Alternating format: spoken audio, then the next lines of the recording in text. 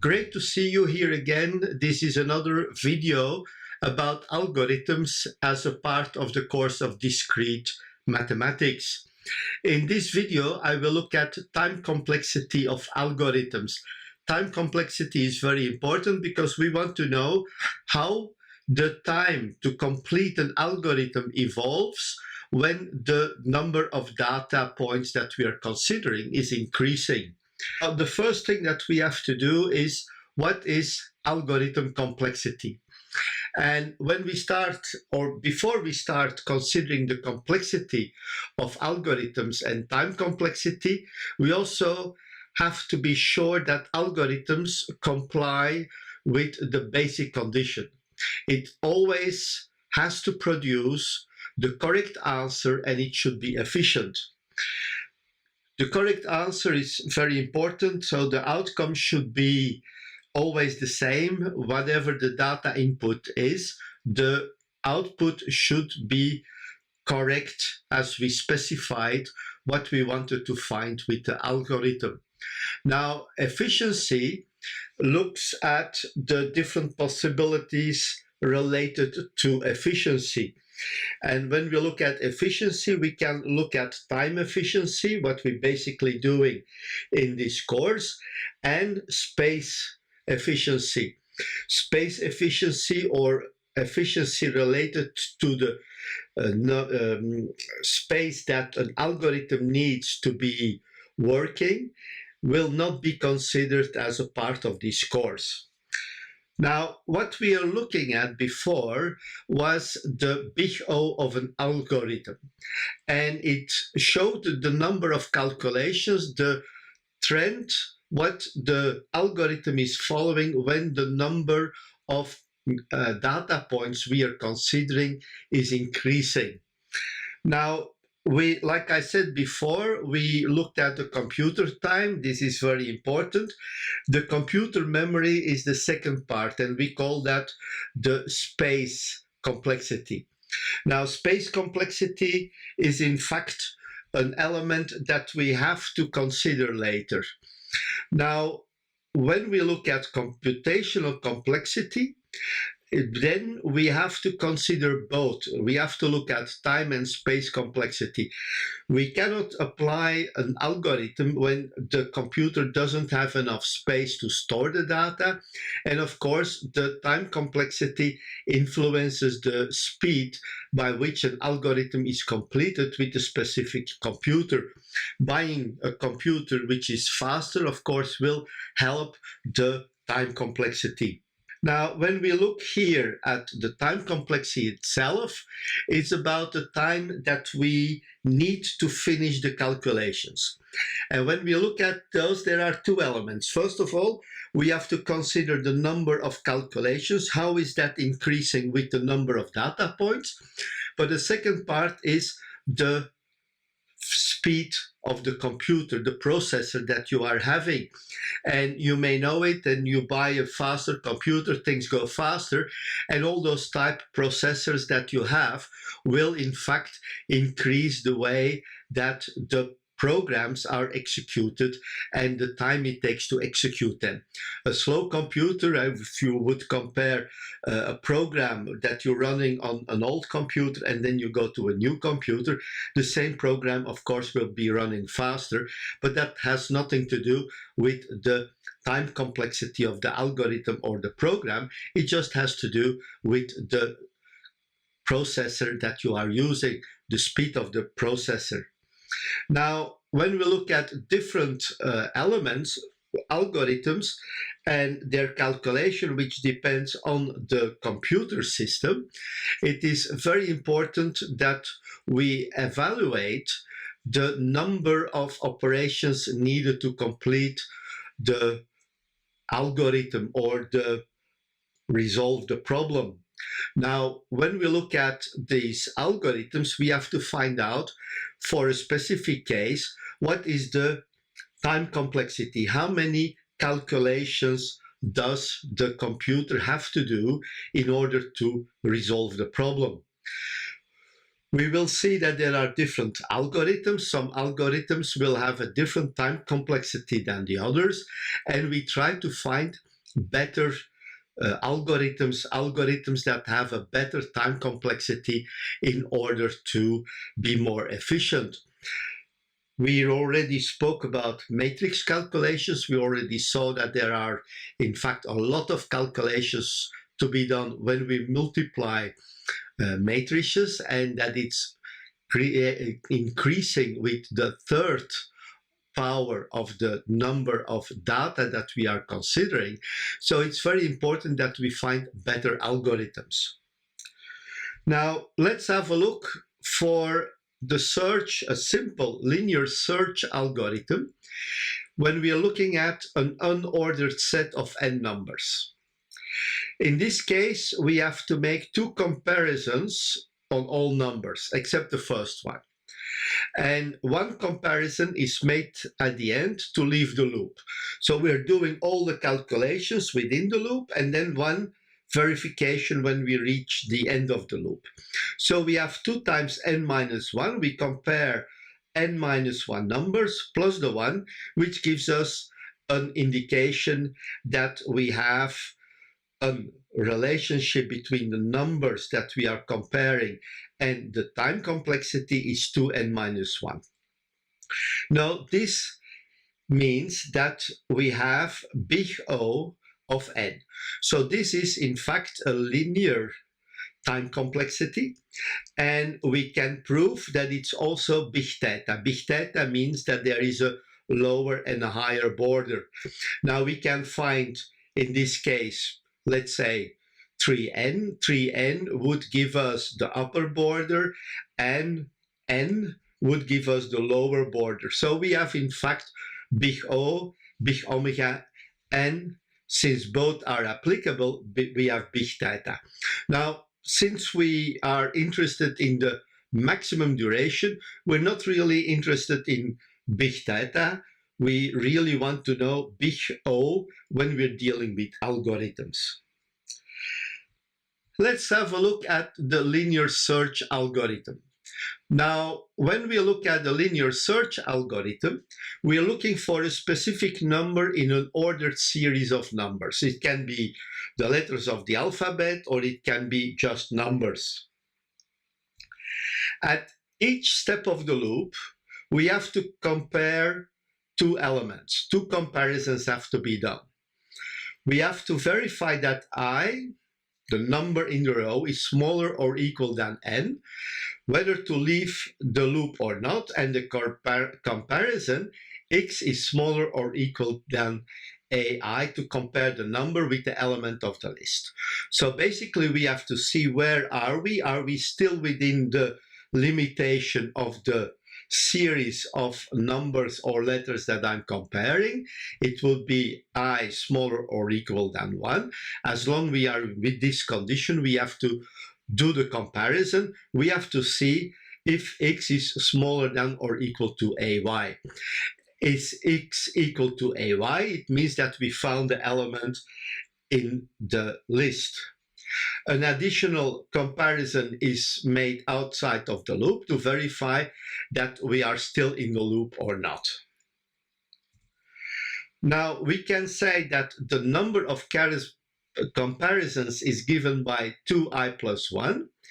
And in the worst case scenario, we find the search element at the end of the series. So we have to complete the 2n plus 1 comparisons, plus the one outside of the loop, which gives us a complexity of 2n plus 2. So basically, depending on the number of numbers that we are looking at, we have to do at least 2n plus 2 calculations in the worst case scenario. So if the element will be at the beginning or in the middle, it will be less, but in the worst case, the element that we are looking for is at the end of the ordered series. Now, this leads us to a time complexity of big O equal to 1. And of course, we can find also, or we can prove that we also have big theta of n. Now we can say that for big O we find 3n, and then we can find the witness after 1 we already find that we are in fact above. So this is the first witness for big O. And we can take 1n or n as the second element to consider. So already from 1 we will be below. We have those two conditions. Since we have an upper and a lower border, in fact we can say it's also theta of n. Now, this is what we call a worst case comparison. A worst case comparisons means that we probably find the element at the end of the row. Now, we also can look at an algorithm which we call the binary search algorithm.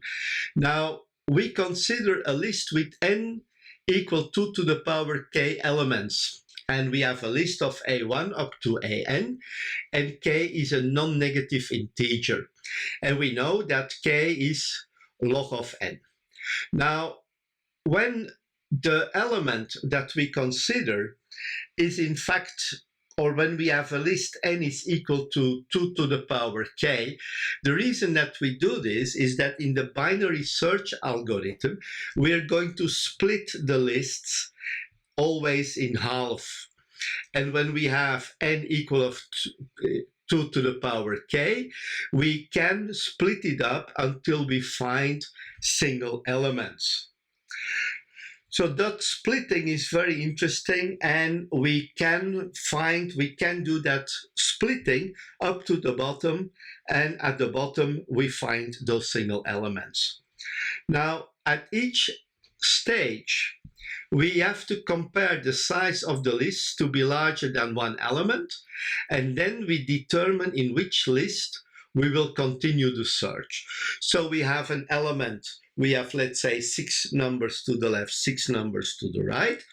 Then we are going to say, well, we are going to see what is happening. Is our number in the left or in the right part of the sequence? Now, the first thing what we do is, step by step, we restrict the list to 2 to the power k minus 1. So it means we split the list in 2 elements. Let's say we have 8. Since we have 8 elements, we have 2 lists of 4. And those 2 lists of 4 now can be split further. So here we already have the 4 elements. Those lists of 4, they can be split in 2 lists of 2. And basically those lists of 2, they can be split in single elements. And what we do is we find that at the most 2k plus 2 comparisons that we have to make. And since k is equal to log n, we can say here it's 2 times log n plus 2, which basically gives us big O of log of n, but also big theta of log of n. So basically we see that the binary search algorithm has a time complexity of log n, big O and big theta.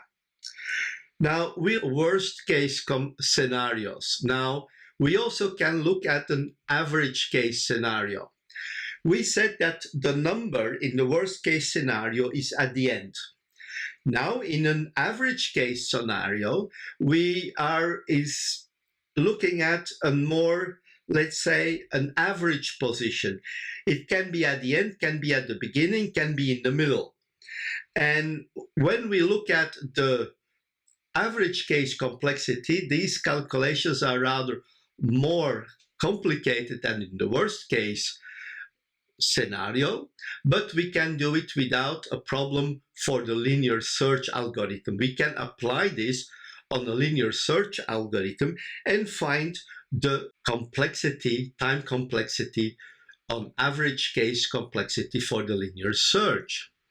Now we must evaluate the numbers of evaluations to be made, and we can prove that the average case time complexity is also theta of n.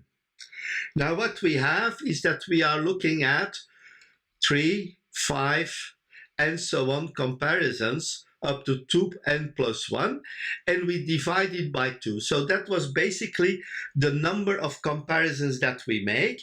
So when we have it in position 1, we have 3 comparisons. Position 2, we have 5 comparisons. And at the end, when we reach the last position, we have to do 2n plus 1 comparisons. To get the average, we divide it by n.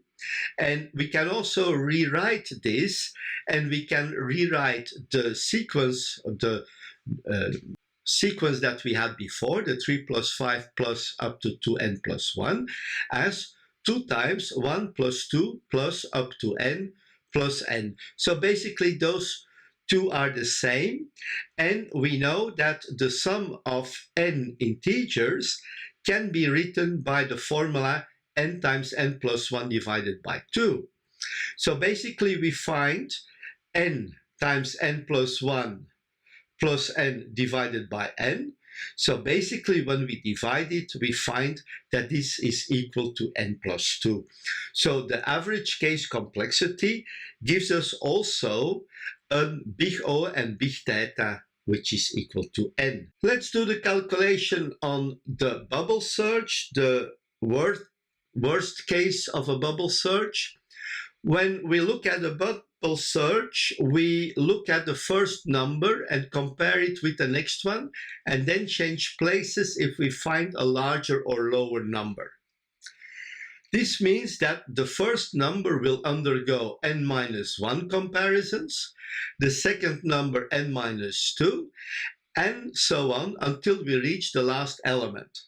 And we can write this series as n minus 1 plus n minus 2 plus 2 plus 1. Basically, it's the sum from I equal 1 to n of n minus 1, which can also be written as n times n minus 1 divided by 2. When we look at this, it's basically n squared over 2 minus 1/2, and we can state that the time complexity can be expressed as big O of n squared, big omega of n squared, and since we have big O and big omega with the same formula, with the same order n squared, we can say that we have big theta complexity of n to the square. Let's now apply this on the bubble search algorithm, and let's try to find its time complexity. Now we know that we have the number of comparisons, so we have n times n comparisons, n minus 1, n minus 2, and finally it ends up at 2 and 1. So we can write this as the sum over those numbers, and we can use the summation formula, which is n times n plus 1 divided by 2, or we can say it's n squared divided by 2 plus 1/2. And we can call this Fn, like I said, n squared over 2 plus n over 2. Now, first thing we can define is that f of n is big O of g of n, and we can find the c1, which is equal to 1, so that fn is always smaller than n to the square. Now, we see this n squared will be very quickly larger than 1, even from 1, we will have a higher value. Now, we can do the same for fn, which would be omega, the lower boundary. Since we can find a c2, we take 1/3, and now we know that f of n will always be larger or equal to 1/3 of n to the square. Now, basically, we have those two conditions. We have proven that we have big O and that we have big omega. And based on that, we can say that f of n is big theta of n to the square, because we can write this that 1/3 of n to the square will always be smaller or equal than fn, and it will be smaller than or equal to n to the square. So this is basically the condition or the proof that bubble search is big theta of n squared. We look At these different definitions of big O, big omega, big theta, and we looked at the complexity of some algorithms to find out what their time complexity is. I want to remind you that basically in algorithms, we are interested in the upper border. We are more interested in the big O than in the big theta. But to be complete, we need both big O and big theta to study the time complexity of the algorithms.